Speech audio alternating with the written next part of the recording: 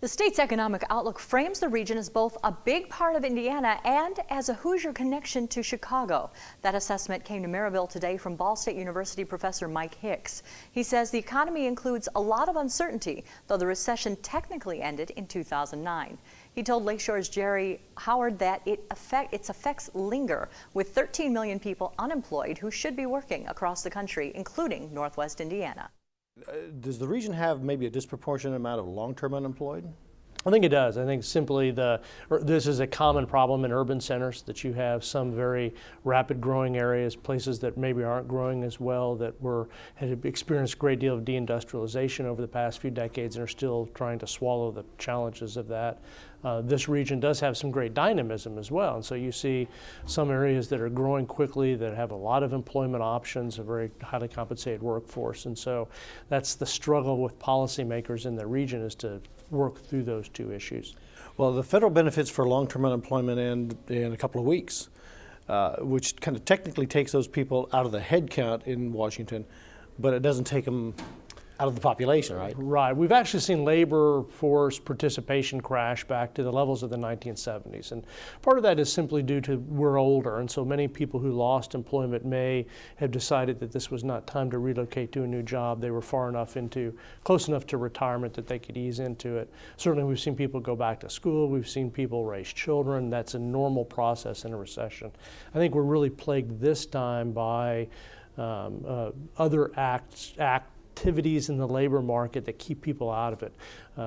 Big changes in technology mean that people who may be educated and smart, good workers, don't have the requisite skills for the current labor force. We see that with normal devices that we use to communicate with each other, how hard it is to learn that. So I think that's part of the issue. I also think the extension of federal benefits plays a small but measurable role in keeping people out of work. I think the biggest unemployment problems are not policy driven, but the hangover from the recession, though. Is there a single biggest transition, benefit, advancement in 2013?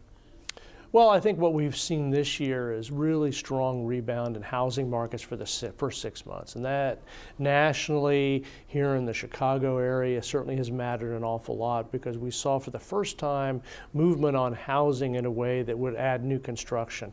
New construction is important for a lot of reasons. When that there's a long supply chain of that activity.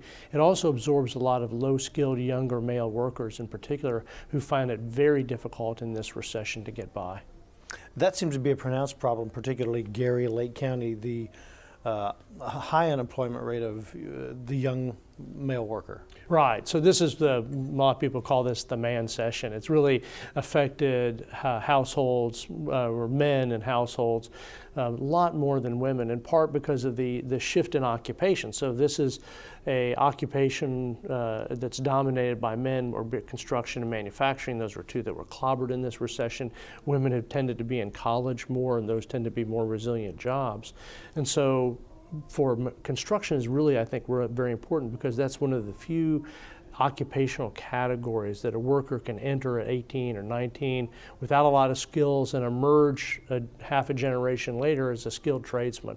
All plumbers started out as general construction workers.